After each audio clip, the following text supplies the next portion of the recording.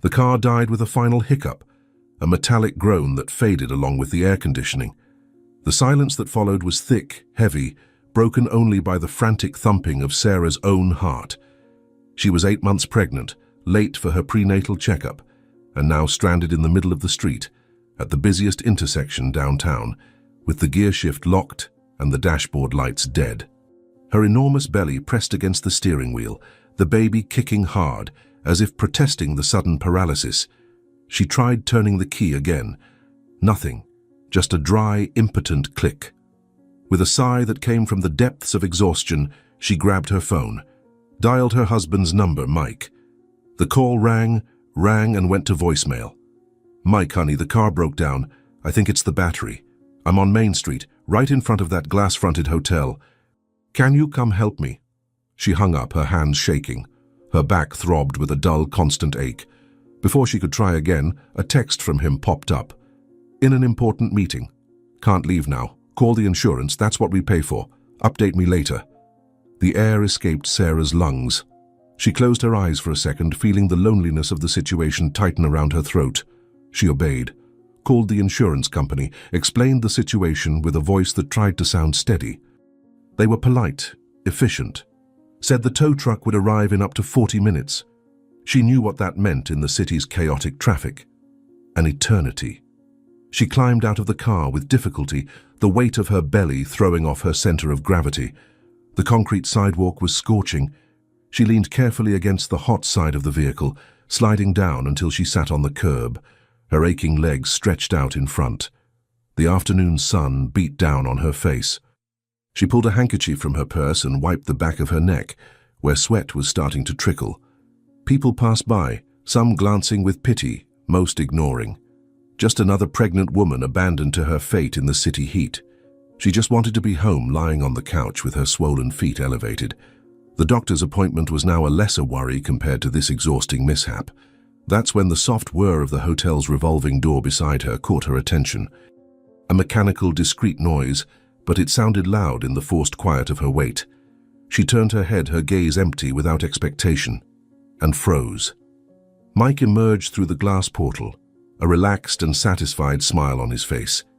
He adjusted the collar of his white dress shirt, a gesture she knew well, one he always made after freshening up. His expression was that of someone who had just experienced something good, something comfortable, far from work pressure. Sarah's pulse raced. The blood seemed to run colder in her veins, but what made her stomach contract with brutal force, nearly taking her breath away, was the person who appeared beside him. A woman, elegant, wearing an impeccable grey pantsuit, brown hair pulled back in a low bun. Sarah knew that silhouette, that way of walking, knew it very well. She blinked, trying to process. The world around her seemed to slow down, the traffic sounds turning into a muffled buzz. The woman wasn't a stranger. They knew each other, and Sarah knew exactly from where. The face was still turned sideways, but it was unmistakable. Her right hand gripped the rough edge of the curb. The fingers of her other hand pressed against her belly, where the baby was now moving, agitated, as if sensing the torrent of adrenaline flooding her mother's body. The couple stopped on the sidewalk, still under the hotel awning, laughing softly at something. Mike touched the woman's elbow, an intimate, casual touch.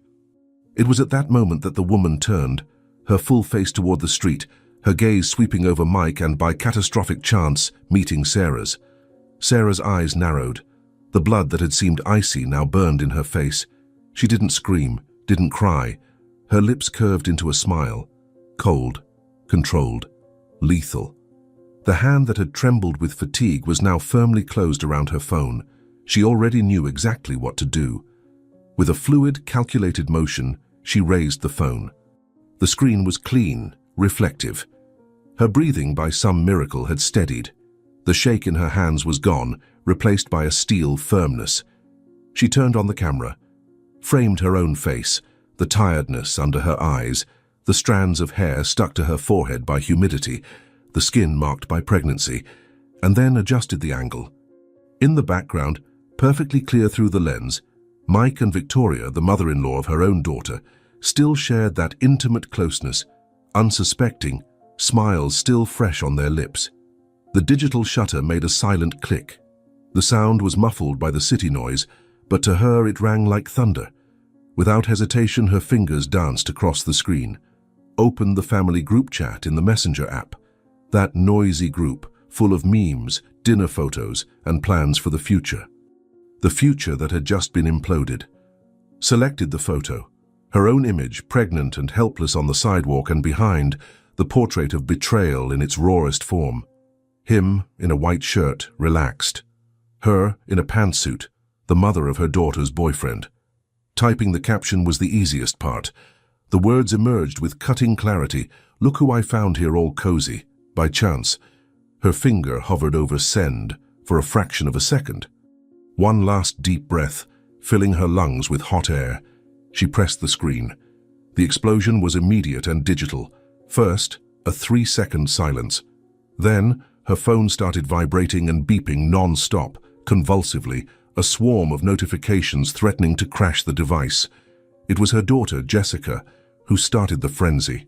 A long voice message that Sarah didn't need to listen to know the content. The instant view was enough. The text message followed in all caps. "Mom, this is a joke, right? Answer me."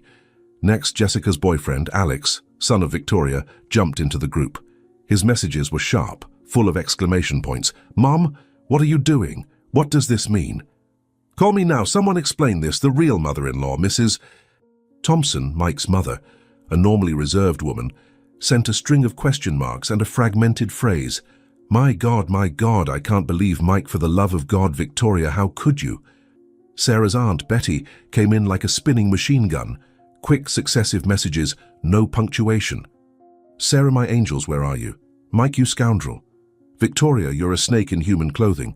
Someone go get Sarah immediately. Jessica, my flower, don't cry. This is a disgrace." Sarah's phone wouldn't stop.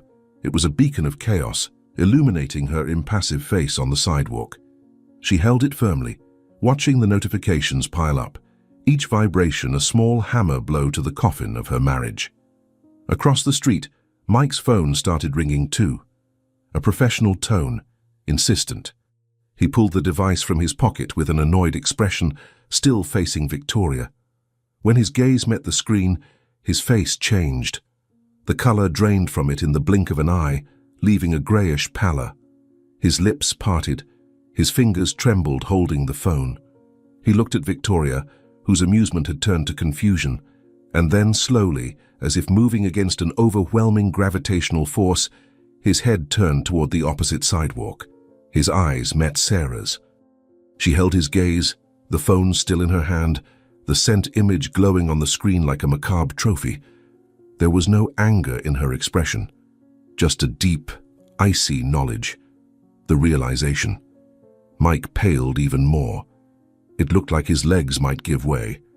He swallowed hard, his hand instinctively going to his chest as if checking his own heartbeat. "Sarah?" The name came out as a hoarse whisper, lost in the avenue's noise. Victoria, sensing the catastrophic shift in the air, followed Mike's gaze. When she saw Sarah sitting on the curb, phone in hand, her composed face crumbled. Blood rushed to her cheeks, a blotch of pure panic. She took a step back, as if searching for an exit that didn't exist. Mike seemed to compose himself for a second, the successful man's facade trying to rise over the rubble. He pulled away from Victoria as if she were on fire and started crossing the street, dodging honking cars, his movements uncoordinated. "Honey, Sarah, for God's sake, calm down." He got close, his breathing ragged. The scent of his cologne, one she knew well, mixed with a strange floral aroma, Victoria's perfume. "This isn't what you think. I can explain everything." Sarah didn't move. She stayed seated, her prominent belly back against the hot car body. She looked at him, then at Victoria, who remained frozen across the street, and back to him. "Isn't it?" Sarah's voice came out low, but laced with irony so sharp it seemed to cut the air. "Then explain. Explain to our daughter, who's crying her eyes out. Explain to her boyfriend, who's freaking out in the group." She paused dramatically, her piercing gaze fixed on Mike before turning to Victoria. "And explain to his mother, who's right there, dear. Please, enlighten us." Victoria seemed to want to speak. Her lips moved, but no sound came out. She opened her arms in an empty gesture of helplessness. Mike tried again, sweating, his shirt sticking to his back. It was a business meeting. Victoria has a contact, an investor. We were closing a deal. Sarah laughed. A dry sound without humor. Meeting at the hotel, in the middle of the afternoon, all cuddled up. She shook her head slowly. Give me some credit, Mike. We can lack everything except stupidity. At that moment, a familiar black car screeched to a stop behind Sarah's broken-down vehicle. The driver's door opened, and Jessica jumped out, her face swollen and wet with tears. Her eyes, inherited from her father, were red and wide with shock. She ran to her mother, completely ignoring her dad. Mom, tell me it's not true, she cried, kneeling on the sidewalk beside Sarah, her hands clutching her mother's arm. Seconds later, another car arrived at high speed, parking against traffic. Alex leaped out, his face a mask of fury and disbelief. He didn't head toward his mother. He marched straight to Mike. What did you do? Alex's voice came out shrill, loaded with newborn hatred. What did you do to my family, to your family? Sarah's family group chat kept exploding. Mrs. Thompson now sent long, tearful voice messages. Aunt Betty threatened to call the cops. A distant cousin had already shared the screenshot on social media with the caption, "Think my family just exploded." Mike was cornered between his crying daughter, the furious almost son-in-law, and his wife sitting on the ground, the owner of all the truth. He tried to talk to Jessica. "Jessica, my princess, please let me explain." Jessica turned to him, and the look she gave her father made Mike step back. "Don't call me princess. You don't have that right anymore." The pressure was too much. Victoria, still across the street, saw her son confronting Mike and seemed to snap out of her trance. She ran to the scene, her elegant shoes clicking fast on the asphalt. "Alex, please, calm down," she begged, trying to touch her son's arm. He turned to her, and the disappointment on his face was more devastating than any shout. "You... with Jessica's dad? Mom, how could you? You had dinner at their house last Sunday. You helped me pick out the ring." Victoria opened her mouth, but the words didn't come. The facade was crumbling in such a public and humiliating way that no excuse could be spun. The lover, the daughter's mother-in-law, tried to invent one. It was a business meeting, son. Misunderstanding." But she cut her off. Sarah's voice, calm and clear, sliced through the chaos like a blade. "Meeting at the hotel? In the middle of the afternoon, all cuddled up? Give me some credit." The whole family turned into chaos. Voice messages, photos, screenshots, shouts, everyone demanding explanations. And a bigger bomb was still coming, pressed from all sides, by her son's devastated look, by Sarah's silent fury, by the public shame. Something in Victoria broke. Her shoulders, once elegantly straight, slumped. She looked at Mike, seeking some support, but he was frozen, a man watching his world crumble in slow motion. "Fine!" Victoria's voice came out shrill, loaded with held-back tears. "Fine! Enough!" A heavy, abrupt silence fell over the group. Even the phone notifications seemed to pause for a moment. Victoria took a deep breath, looking at her son, avoiding everyone else's eyes. We've been having an affair for 6 months." The confession came out as a rough whisper. "We're in love." Jessica let out a muffled groan, burying her face in her mother's shoulder. Mike closed his eyes as if he could hide from that reality. Victoria continued, her voice gaining a bit more strength, a spark of defiance mixed with desperation. "He was going to divorce after the baby was born. We had already planned it. We were going to start a life together." The final revelation fell like a guillotine. It wasn't just an affair. It was a calculated betrayal. A cold plan that used Sarah's pregnancy as a timeline for a new life. The bomb wasn't just the betrayal, but the level of coldness behind it. Everyone looked at Sarah, expecting a collapse, screams, tears. She took a deep breath, a long, clean one. She rested her hand on the tense curve of her belly, feeling the baby move, a life that was only hers, not theirs. She stood up with difficulty, a slow and deliberate movement that required all her weight and dignity. Jessica stepped back, looking at her mother with a mix of pity and admiration. Sarah looked at Mike, then at Victoria. Her expression was one of terrifying serenity. Great. The word came out calm, clear, and mortally final. Because tomorrow, I'm filing for divorce. And while you deal with the mess you made... She paused, her gaze sweeping the devastated faces around her. I'll take care of my baby. And my freedom. At that moment, as if directed by a cosmic script, the orange tow truck from the insurance company arrived, stopping behind Sarah's car with a short honk. Without another word, Sarah picked up her purse from the ground, gave a squeeze to Jessica's shoulder, completely ignored Mike and Victoria, who looked like statues of salt in the midst of the chaos they had created, walked to the tow truck and spoke a few low words to the driver, who nodded, visibly embarrassed by the tension in the air. The driver got out and quickly started preparing Sarah's car to be towed. She then headed to the truck's cab, opened the door, and with visible difficulty but impeccable posture, climbed in. Didn't look back, sat in the passenger seat, closed the door. The sound of the outside world was muffled. She looked out the window, seeing the silhouette of her husband and the lover shrunk on the sidewalk, embraced not by passion, but by desperation and public humiliation. The driver got in, gave her a hesitant glance. "Let's go," said Sarah, her voice firm. The tow truck shifted gears and pulled away from the curb, leaving behind the broken pieces of two families. That day, pregnant and betrayed, she didn't break. She awakened. The tow truck's engine rumbled, a low and steady sound filling the cab. Through the window, the scenery of her previous life paraded in slow motion. Mike and Victoria were still on the sidewalk, two diminutive figures cornered by the circle of people forming. A phone fell from Mike's hand and shattered on the asphalt. He didn't even seem to notice. The image of them shrinking in the rearview mirror was the last page of a chapter she had just slammed shut. Sarah turned her gaze to her own hands, resting on her belly. The adrenaline that had kept her steady was starting to fade, leaving behind a trail of fine, deep tremors. She felt them in her fingers, in her legs, an internal chill that the cab's stuffy heat couldn't warm. She breathed deeply, focusing on the sensation of the baby moving. That life was a fact, an anchor in the absolute chaos. The driver, a middle-aged man with calloused hands steady on the wheel, gave her a sideways look of concern. "Everything okay, ma'am? Need a doctor? You're looking really pale." She shook her head, unable to force words.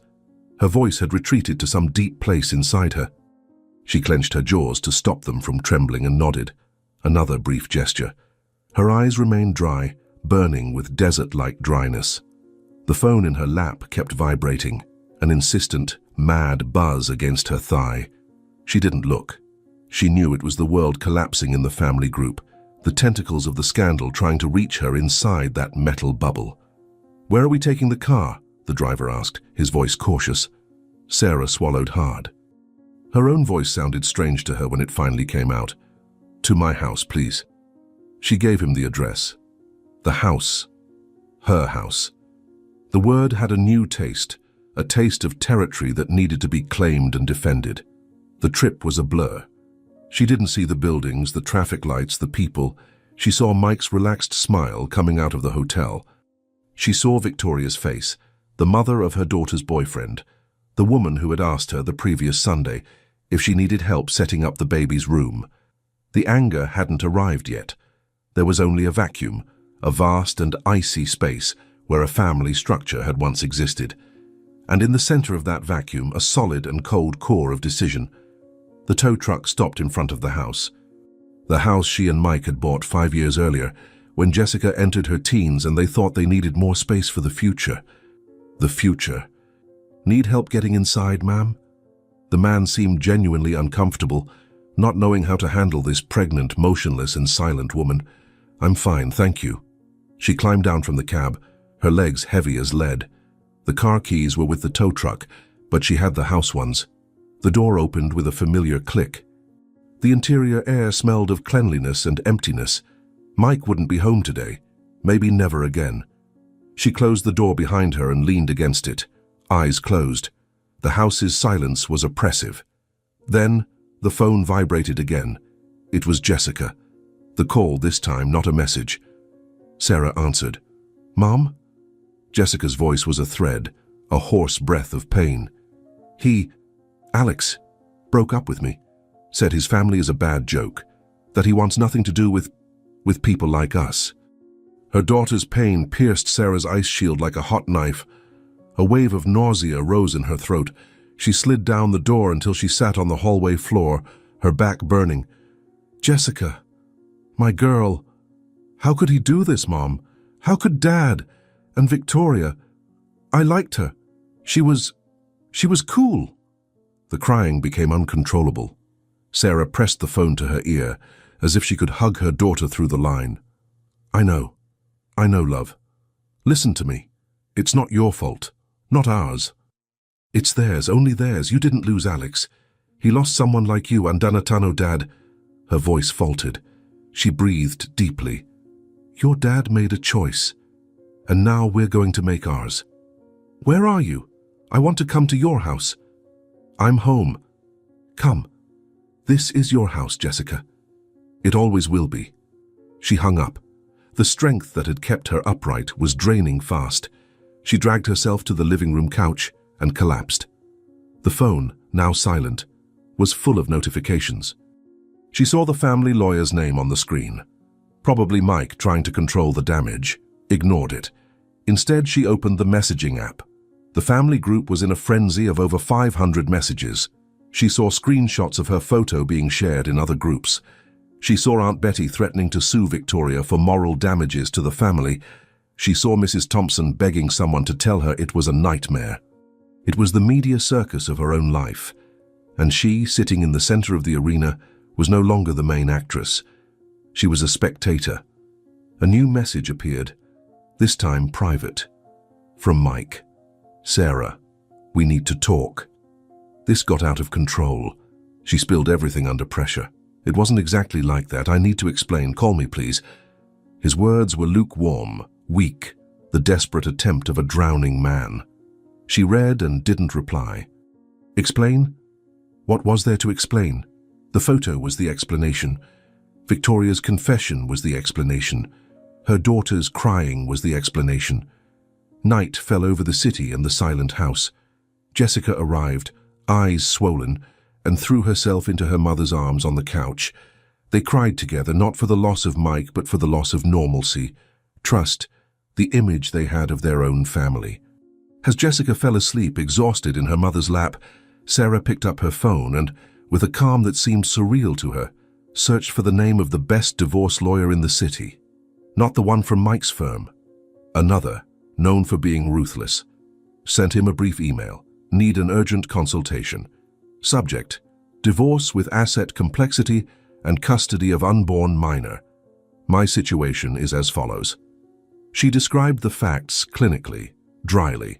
The 6-month affair, the public confession, the lover's relation to the family, the 8-month pregnancy. In writing, she transformed her pain into data, her betrayal into legal arguments. It was a process of sanitization, of cauterizing the wound. The next morning, the media storm hadn't subsided. The story with the photo had leaked to a local gossip blog. Mike and Victoria's faces were there, pixelated but recognizable. The headline, "Family Scandal. Executive cheats on pregnant wife with daughter's own mother-in-law." Mike tried calling her 20 more times. She didn't answer, blocked his number. His apartment, a pied-à-terre he used for working late, had become his refuge, according to what she learned through Jessica, who still had her dad's number unblocked. Victoria had apparently been kicked out of her own home by her son. Alex had gone to live with his father, Victoria's ex-husband, who spared no words on social media, calling his ex the lowest names. The web of destruction that Sarah had woven with a single photo spread, burning everything around it. And she, at the epicenter, was strangely calm. The meeting with the lawyer 2 days later was in a sober office with a view of the city. Dr. James Harlan was a man in his mid-50s, soft-spoken with piercing eyes. "Your email was quite elucidating, Mrs. Sarah," he said, hands clasped on the desk. You have a very strong position. The public confession is a powerful weapon. And the pregnancy, sir, well, the pregnancy puts him in an extremely vulnerable position before a judge. She nodded.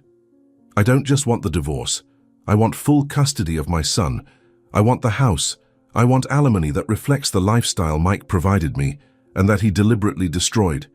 He's not keeping anything we built while he was building a parallel life. The coldness of her words surprised even her. Dr. Harlan noted something. Mike has resources. He'll fight. And this story, public, it's a double-edged sword. It can sway the judge in your favor, but it can also make him more sympathetic to him, arguing persecution. He has no moral ground to argue anything, Sarah retorted, her voice firm. He traded his family for a woman who's grandmother to his own grandchild. Public opinion is the least of my concerns. At that exact moment, her phone vibrated. It was a message from an unknown number. Sarah, it's Victoria. I desperately need to talk to you. It's about Mike. He's not the person you think. There are things you don't know. Sarah showed the phone to the lawyer. I recommend not responding, he said calmly. It's an attempt at manipulation. Let her talk alone. She agreed, but the message planted a seed. There are things you don't know. Leaving the office with a legal strategy outlined and the divorce petition to be filed the next day, Sarah felt the weight of her new reality. She was no longer the wife, the partner. She was a pregnant woman alone, preparing for a legal and emotional war. On the way home, she passed a park, saw couples strolling, kids playing, normal life, which now seemed from another planet. She stopped on a bench, shortness of breath tightening her chest. The contractions, false or not, that she'd felt occasionally for weeks, gripped her belly harder. She leaned forward, hands pressing her belly, breathing deeply. That's when she saw him. Across the park, near a kiosk, was Mike. He was unrecognizable. The impeccable shirt was wrinkled, beard unshaven. He was talking on the phone, gesturing agitatedly, and he wasn't alone. Victoria was beside him, but her body was rigid, distant. They were arguing. Sarah could see Victoria's sharp gestures, Mike's exasperated expression. The scene was pathetic. The forbidden passion, the great love that had justified destroying two families, had turned, in just days, into a petty argument in a public park. The enchantment broke. The ugly, complicated reality had set in. Mike looked up, as if feeling the weight of her gaze. His eyes met Sarah's across the distance. His expression was one of deep, absolute despair. He said something to Victoria and started crossing the park towards Sarah, almost running. Sarah didn't move. Sitting on the bench, hands on her belly, she watched him approach. He was a stranger, a man whose world had collapsed and who was now desperately seeking anything to hold on to. Probably her. Sarah, he called, his voice hoarse. Sarah, you have to listen to me. She said nothing, just stared at him as he got closer, her own silence the most insurmountable barrier of all. Mike crossed the park like a pursued man, his steps unbalanced on the dirt path. His breathing formed irregular clouds in the cool afternoon air. The distance between them was about 50 yards, but each step seemed to cost supernatural effort. Sarah didn't move. Her fingers gently pressed the side of her belly, where the baby gave a firm kick, as if protesting the agitation. She felt the phone holster against her thigh, the dress fabric damp with sweat on her back. The scene was surreal, her sitting on a park bench, 8 months pregnant, watching her own husband, a desperate stranger, run toward her. Sarah, he shouted again, his voice breaking in the middle of the park. Please. He got to about 5 yards away, panting, the smell of sweat and anxiety preceding him. His eyes were red, sunken. His right hand trembled uncontrollably. He won't answer me, Mike said, words coming out staggered. Alex. Blocked me, Jessica too. Even my mom won't talk to me. He swallowed hard, looking at her like she was the last lifeline in a shipwreck. You need to talk to them. Explain it wasn't exactly like that. Sarah maintained silence. Her face was a mask of icy calm. Only her dark, fixed eyes showed the intensity of observation. Victoria arrived behind him, but keeping distance, Her once perfect face was swollen, mascara smudged under her eyes. "Mike, stop this," she said, her voice low and tired. "It's ugly." He turned to her, a flash of anger in his gaze. "Ugly? Ugly was you blurting that out on the street, talking about our plan." "Our plan?" Victoria laughed, a bitter, broken sound. "It was your plan, Mike, always yours. I was confused." The baby kicked again, harder. Sarah felt a contraction. This one was deeper, a grip starting in her back and wrapping around the front of her belly. It lasted about 20 seconds. She didn't blink. Mike turned his attention back to Sarah, ignoring Victoria. "They're going to destroy me in the divorce. You sent the photo to everyone, even to my firm partner. He messaged me this morning. They're considering my exit." The contraction passed. Sarah breathed deeply through her nose, out through her mouth. "Sarah, please." Mike's voice broke. He took a step forward, trembling hand extended. "I screwed up. A monumental screw-up. I know, but we can fix it. For the baby." It was the wrong word, the wrong trigger. Sarah's hand clenched into a fist. The calm she had fought for cracked, not with a bang, but with a dry, dangerous snap.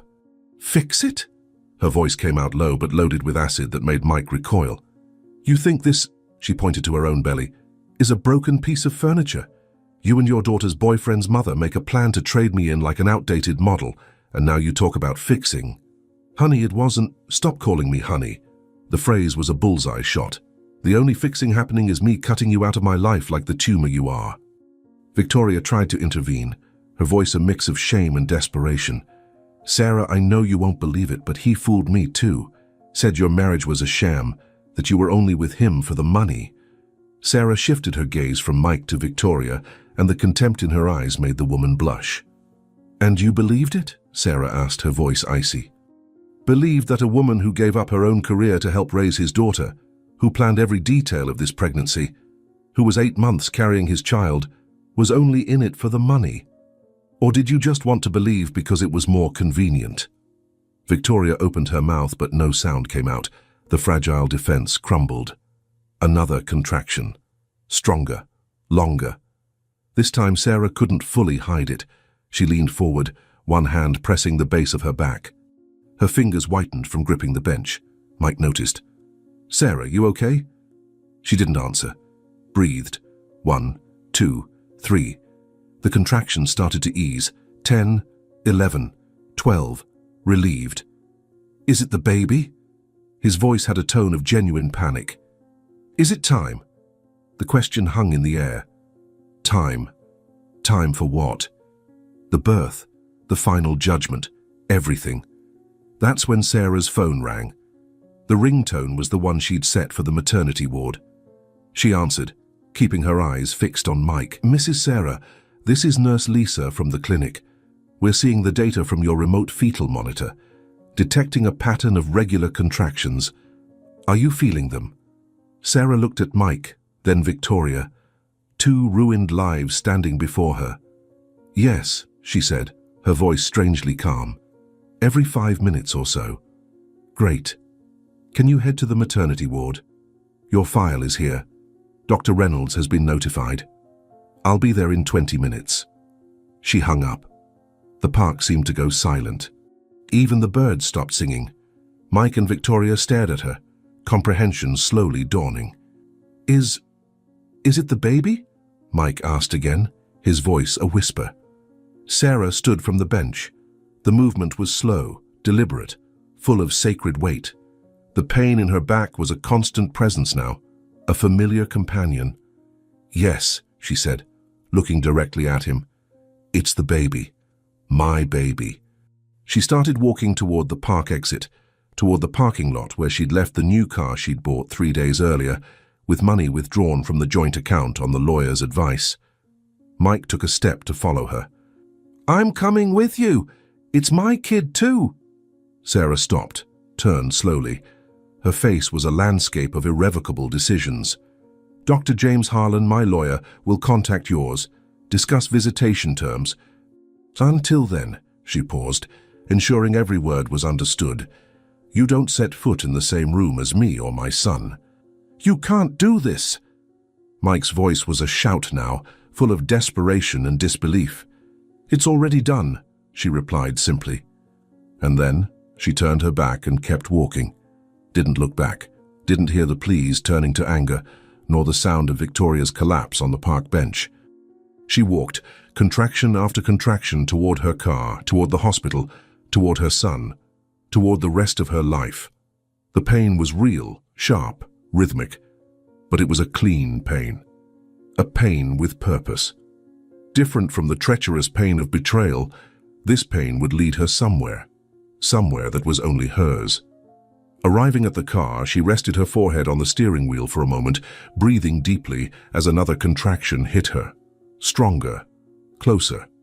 Then she started the car and drove to the hospital, alone, as she would always be from that moment on.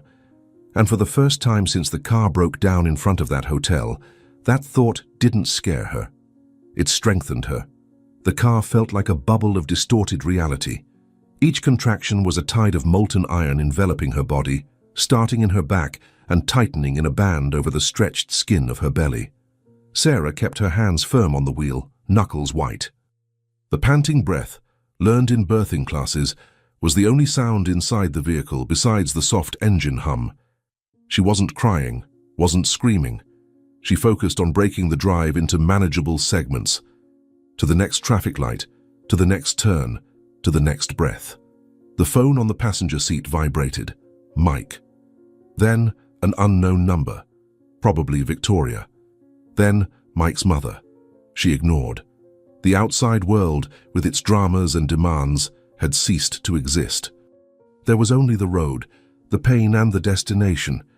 She parked in the maternity lot with a surreal sense of detachment, got out of the car, legs trembling, and walked to the emergency entrance, stopping halfway to lean on a pole, eyes closed, as another contraction stronger dominated her. The pain was a living, ravenous animal gnawing at her insides. Inside the maternity ward, the white light and antiseptic smell were a shock. The nurse at reception looked at her belly, at her contained expression. "Mrs. Sarah, we were expecting you." "The contractions, they're 4 minutes apart," she managed to say, voice tense. As they wheeled her to the pre-labor room, her phone rang again. It was Jessica. Sarah answered. "Mom, where are you? Dad called me desperate, said you're having the baby. Is it true?" "I'm at the maternity ward, love," said Sarah, her voice faltering for a moment as a new wave of pain hit. "Yes. It's on the way. I'm coming right now, don't worry." She barely hung up. The phone rang again. Dr. Harlan, the lawyer. "Mrs. Sarah, I got a very agitated call from your husband. He claims you're preventing him from witnessing the birth of his child. He's on his way to the hospital intending to demand his parental rights." The cold legal reality invaded her fragile refuge. Another contraction, more intense. She gritted her teeth. "He can't do anything before the baby is born?" she asked, gasping. "Legally, no. Labor is the mother's medical procedure, but as soon as the child is born, he has rights. I recommend informing the medical team that you do not want his presence in the delivery room. They are obligated to comply." She did exactly that as soon as they put her in the room while changing into a hospital gown. The midwife, a middle-aged woman with calm eyes, noted the information with a grave nod. "It's done, dear. Here, you're in command. No one enters without your authorization." The room's solitude was both terrifying and empowering. The contractions intensified, getting closer. The pain was a separate universe, a primitive place where there was no husband, no lover, no betrayal. Just the hard work of bringing a life into the world. She paced the room, stopping to grip the table or bed when the pain peaked, breathing with fierce focus. The door opened. It was Jessica. Face pale, eyes still marked by crying, but now full of new determination. "Mum," she said, crossing the room and taking Sarah's hand. She clung to her daughter's hand like a lifeline. For an hour, it was just the two of them, mother and daughter, against the inexorable tide of labor. Jessica spoke softly, encouraging, wiping her mother's forehead with a cool cloth. Then, the inevitable happened. The door opened again. Mike was there, standing in the hallway. He looked like he'd aged 10 years. His expression was a mix of genuine concern, desperation, and a spark of wounded entitlement. "Sarah," His voice came out hoarse. "Please, let me in. It's my kid too." Sarah, at the peak of a contraction, turned her face to the wall, shaking her head in denial. "Out," the midwife ordered, positioning herself firmly at the door. "The patient has not authorized your presence. I'm the father, and I'm the professional responsible for ensuring the mother has a safe, stress-free delivery. Out, or I'll call security." Mike stood there for a moment, shoulders slumped, looking at Sarah, who wouldn't meet his eyes. The humiliation and impotence on his face were almost palpable. He backed away and the door closed. From then on, labor accelerated. The pain became a single, continuous entity. The voices around her, the midwife, the nurse, Jessica, seemed to come from far away. The world reduced to a primal impulse. Push. "It's time, Sarah," said the doctor, who had entered silently. "On the next contraction, I want you to push." The effort was titanic. A tremor ran through her entire body. Every muscle, every fiber, focused on that single goal. There was no room for thought, only action. The sound that came from her was guttural, a low roar of pure, vital force. And then suddenly the unbearable pressure eased, followed by a brief, electrifying silence, broken by a strong, vigorous cry.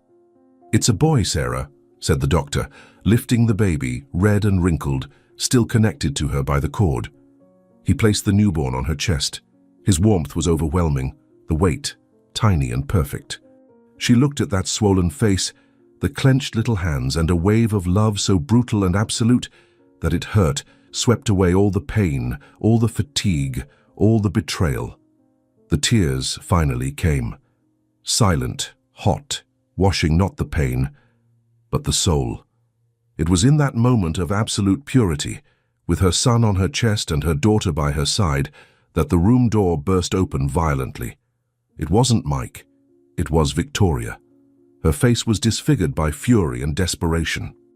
The elegance had completely evaporated. "He ruined me," she shouted, ignoring the intimate scene, pointing an accusing finger at Sarah. "Mike, because of you. He said it was a mistake, that he destroyed his family for nothing. And you with your saintly pose with your baby, you got everything." The midwife and a nurse tried to grab her, but Victoria dodged. "You think you won?" She spat the words, her eyes wild. "There's something you don't know, you old hag. Something that will destroy you too." Sarah, exhausted, enveloped in a post-birth halo of love, stared at Victoria. Not with hate, but with deep, deep pity. "Nothing you can say will destroy me now, Victoria," Sarah whispered, her voice hoarse but firm, arms protecting the baby. "Get out of here. You don't matter anymore." Security arrived, 2 uniformed men who firmly grabbed Victoria by the arms. She struggled, screaming as she was dragged out of the room. "Ask him. Ask Mike about the 200,000. Ask where the money from Jessica's college fund is. Ask." The door closed, muffling her screams. Silence returned to the room, heavy and charged. The baby whimpered softly on Sarah's chest. Jessica stood frozen, her face pale as marble. She looked at her mother, eyes wide. "Mum," she whispered, "my college fund." Sarah closed her eyes. The final bomb wasn't about the affair. It was about something much, much worse. And Victoria, in her final downfall, had launched it into the center of that room, poisoning the purest moment of her life. The exhaustion was total, the pain, now a throbbing residual ache. But the new mystery, the new stab, hung in the air, promising the war was far from over. She pressed her son to her chest. The battle for her daughter's money had just begun. The silence in the room was heavy as lead. The baby's soft cry on Sarah's chest seemed the only real sound in the world. Victoria's accusation echoed off the white walls, poisoning the air. Jessica's college fund. Sarah opened her eyes. The exhaustion was an anchor pulling her into the abyss, but a new clarity, fierce and protective, ignited in her. She looked at Jessica, whose face was a mask of incredulity and renewed betrayal. "Jessica," Sarah's voice came out hoarse but firm. "Go to the door and tell security no one else enters here. No one. Then turn off your phone and mine." Jessica, moving like an automaton, obeyed. The click of the door closing and the electronic silence of the phones being turned off created a temporary, armed bubble of peace. As the nurse helped clean the baby and finish post-birth procedures, Sarah's mind worked with a coldness that surprised her. The investment fund for Jessica's college had been set up with half of an inheritance Sarah herself had received from her parents. Mike was the manager. He always said it was performing well, safe. As soon as she was alone with Jessica and the baby, whom, looking at his wrinkled little face, she mentally called Benjamin, she picked up the hospital phone and called Dr. Harlan. "It's Sarah. The baby is born. It's a boy. And I need you to listen." Without emotion, she reported Victoria's accusation. "I need you to check my daughter Jessica's investment fund immediately and freeze any remaining assets of Mike's you can." The lawyer's response came hours later, late in the day, when Sarah had been transferred to a private room. Dr. Harlan's voice was grave over the phone. "Mrs. Sarah, I checked. The fund was emptied 3 months ago. The amount of $200,000 was transferred to a shell account and then vanished. The transactions were made by Mike." Sarah looked at Jessica, who was holding her sleeping brother. She saw her daughter's face slowly crumble. There were no more tears, just a deep emptiness. "He paid the down payment on an apartment for Victoria," Jessica whispered, her voice flat. "Alex's mom. He used my future to buy an apartment for his lover." It was the final blow. More than the betrayal, more than the humiliation, stealing her daughter's future was definitive proof of Mike's moral ruin. The next morning, Sarah woke with the decision made. While nursing Benjamin, she dictated a message to Dr. Harlan, authorizing him to pursue all possible actions: divorce on grounds of spouse's fault, recovery of the $200,000, asset seizure request. Mike tried visiting her countless times, sent flowers, letters. She refused everything. The nurse was her sentinel. The only message she accepted to hear through the lawyer was his unconditional surrender. He accepted all divorce terms. The house was hers. The alimony she demanded was his to pay. He wouldn't fight for custody, only request supervised visits. He was a broken man, professionally and financially ruined, his reputation reduced to dust. The passion for Victoria had evaporated under the scorching sun of scandal and consequences. Victoria was found, days later, in the new apartment. An overdose of pills. It was a cry of desperation that took her to a recovery clinic. Her name became synonymous with shame. Alex cut all ties with his mother, and after a period of pain and anger, grew closer to Jessica, united by the same wound. 6 months later, Sarah was in the living room of her house, the same one she had almost lost. Afternoon light streamed through the window, illuminating Benjamin, who played on a mat on the floor. He was a calm baby, with an easy laugh. Jessica was at university. The process to recover the stolen funds was underway, slow but progressing. Mike lived in a rented apartment, and his bi-weekly visits to Benjamin were supervised and full of silent sadness. Sarah looked around. The house had a new energy. Mike's belongings were gone. The photos of them together were stored away. There were law books scattered on the coffee table. She had decided to resume her career, specialize in family law. The ferocity with which she would protect other women from her fate was a fire warming her from within. The peace she felt wasn't the peace of absence of war. It was the peace of hard-won victory. It was the peace of knowing that when everything collapsed, she hadn't let herself be buried by the rubble. She had dug with her nails until she saw the sky again. Benjamin let out a gurgle, reaching for a colorful rattle. Sarah smiled, a calm smile that reached her eyes. The phone vibrated. It was a message from Jessica. "Mom, I passed the civil law test, and Alex is coming to dinner tonight, okay?" Sarah typed a response. "Perfect. I'm proud of you, and he's always welcome." She set the phone aside and lifted Benjamin, smelling his sweet baby scent. He grabbed her finger with his tiny hand with surprising strength. Life wasn't fair. She had learned that in the cruelest way. But life went on. And she, Sarah, pregnant and betrayed on the sidewalk of a hotel, hadn't broken. She had awakened, and awakened stronger, wiser, and finally owner of herself. The past was a scar, the future, an open field, and she was ready to walk. What did you think of this story?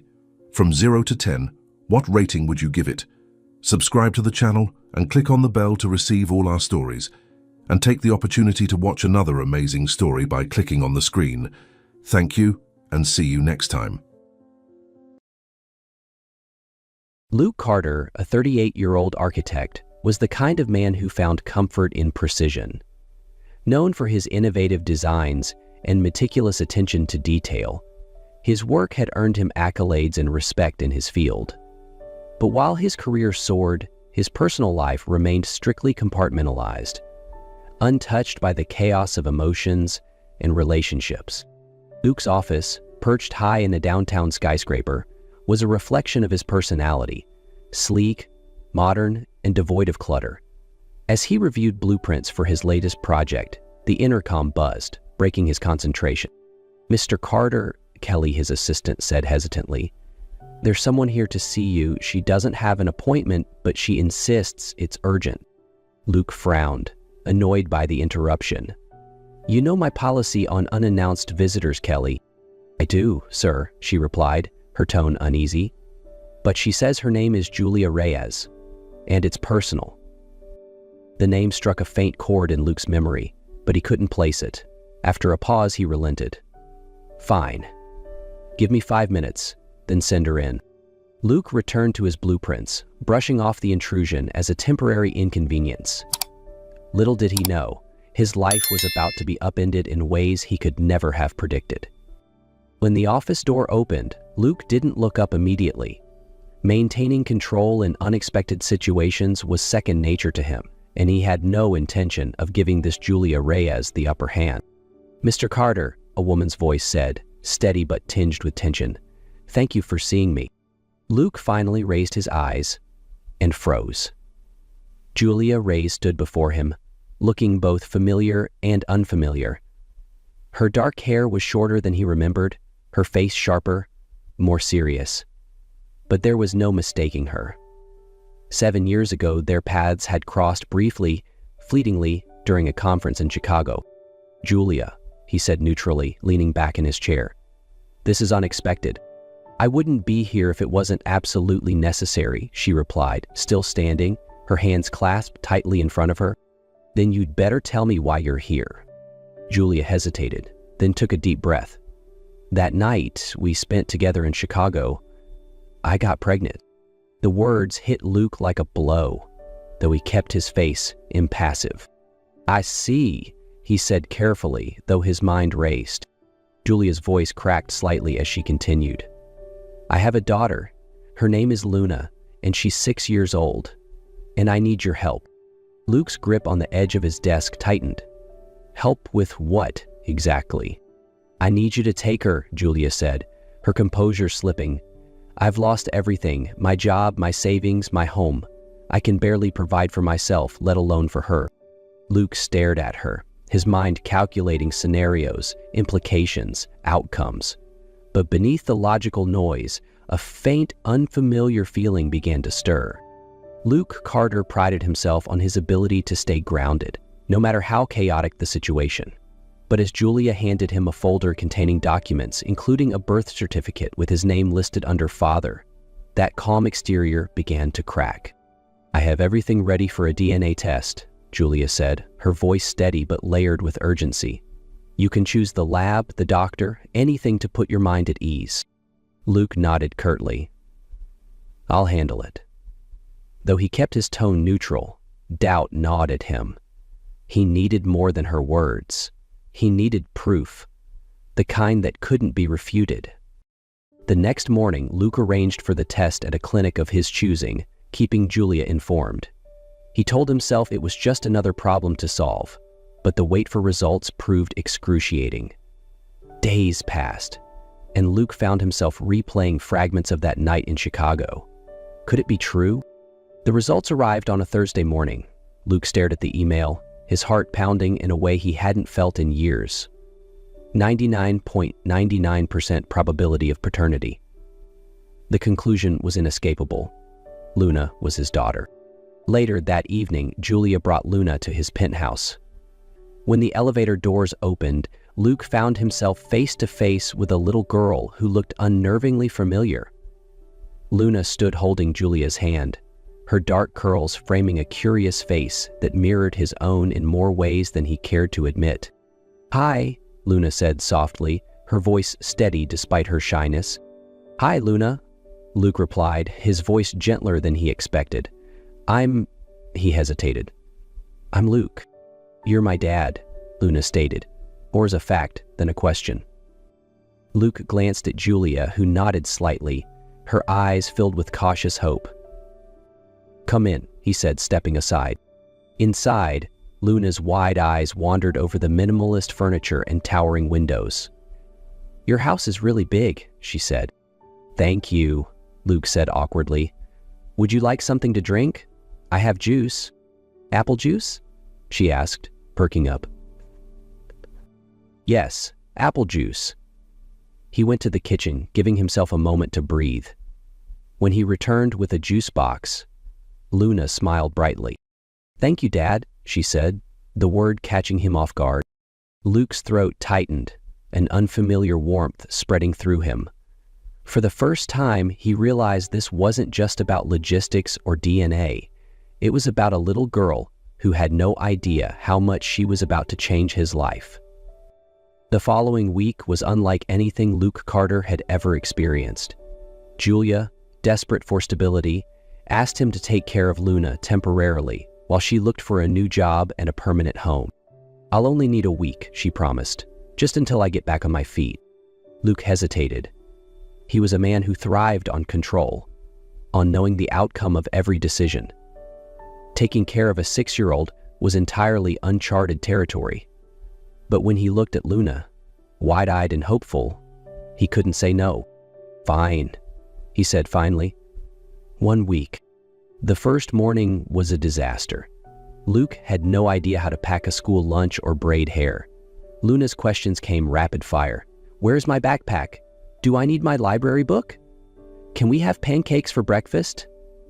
By the time he dropped her off at school, he was already exhausted. But as the days passed, Luke began to adjust. He learned Luna's favorite foods, her bedtime routine, and how to read her moods. She was bright and curious, asking endless questions about his work. One evening, she stood beside him at his drafting table, watching as he sketched a design. "Can I try?" she asked, holding out her hand for a pencil. Luke hesitated but handed it to her. Luna began drawing confidently, creating what she proudly declared was a house for unicorns. Luke couldn't help but smile. But the turning point came midweek when Luna had a severe asthma attack. It started with a small wheeze, but within minutes, she was struggling to breathe. Panicked, Luke called Julia, who immediately instructed him to take Luna to the emergency room. At the hospital, Julia arrived just as the doctors began treatment. Luke stood helplessly by, his usual calm shattered. Watching Luna struggle was unbearable.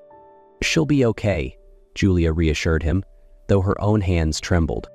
Hours later, as Luna slept soundly in her hospital bed, Luke sat beside her, his head in his hands. Guilt weighed heavily on him, intertwining with the growing resolve. "I should have known," he murmured, his voice thick with regret. Julia placed a hand lightly on his shoulder. "It was in the medical records," she said, her voice soft but strained. "Her asthma's been under control for years. I didn't think—" She broke off, taking a shaky breath. Luke looked at her, then at Luna. "I can't keep doing this halfway. If I'm going to be in her life, I need to be all in." From that moment on, something shifted in Luke. He rearranged his work schedule to attend Luna's school events and started picking her up from school. He even learned to braid her hair, though his first few attempts were laughably uneven. For the first time in his life, Luke Carter's world wasn't defined by blueprints or deadlines. It was defined by the laughter of a little girl who was slowly teaching him what it meant to truly care for someone else. But just as Luke was beginning to find his rhythm as a father, the outside world intruded in a way he hadn't prepared for. The balance he'd carefully constructed began to tilt when an unexpected phone call shattered their peace. Luke's decision to fully embrace fatherhood marked a new chapter for him and for Julia, Though their relationship was still cautious, they began working together to provide Luna with the stability she deserved. The first major step was housing. Luke insisted on helping Julia find a permanent place to live. "I found an apartment close to her school," Luke said one evening, showing Julia the listing. "It's in a secure building and it has enough space for both of you." Julia hesitated, her pride warring with her need for stability. "I appreciate this, Luke, but I can't let you pay for everything. I need to do this on my own. You can pay rent once you're back on your feet," Luke offered, his tone firm but understanding. "This isn't about us, Julia. It's about Luna." Reluctantly, Julia agreed, and within days she and Luna were settling into their new home. Seeing her daughter excitedly decorate her new bedroom brought tears to Julia's eyes. Meanwhile, Luke and Julia began to navigate co-parenting. They attended Luna's school events together, worked out shared routines, and even spent time as a family on weekends. One Saturday, they took Luna to the park, where she delighted in showing off her gymnastics moves. "Watch this, Dad," Luna called, attempting a wobbly cartwheel. Luke applauded, a genuine smile spreading across his face. "You're amazing, kiddo." Later, as they sat on a picnic blanket, Luna looked up at her parents. "It's nice when we're all together," she said simply. Julia glanced at Luke, their eyes meeting for a brief moment. There was an unspoken understanding between them, a shared desire to give Luna the life she deserved. But the closeness also reignited old feelings. One evening, after putting Luna to bed, Luke and Julia found themselves lingering in the living room. "You've changed," Julia said softly. "So have you," Luke replied, his voice steady. They didn't say more, but the air between them felt charged, filled with possibilities they weren't quite ready to name. As the weeks turned into months, their bond deepened, not just as co-parents, but as two people rediscovering each other.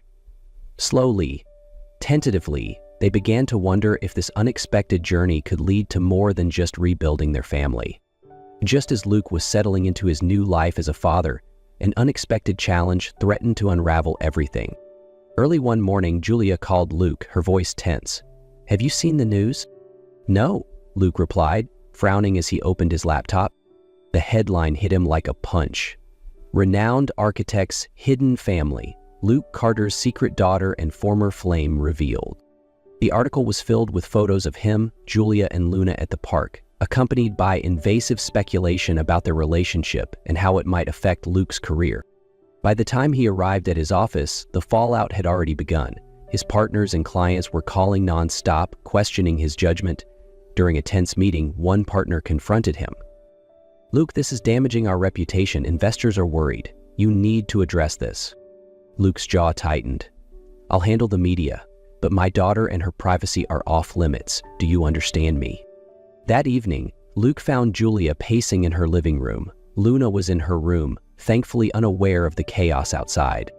"This is why I didn't tell you before," Julia said, her voice breaking. "I didn't want her dragged into your world." "She's my world now," Luke replied firmly, "and I'll protect her, no matter what it takes." The media frenzy forced Luke to make a choice he had long avoided.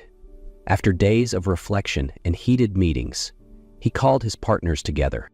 "I'm stepping back," Luke announced, his voice calm but resolute. "I'll remain involved in strategic planning, but the day-to-day operations need a new lead." His colleagues were stunned. "Luke, are you sure about this?" one asked. "Yes," he replied firmly. "My priorities have changed. It's time I focus on what matters most."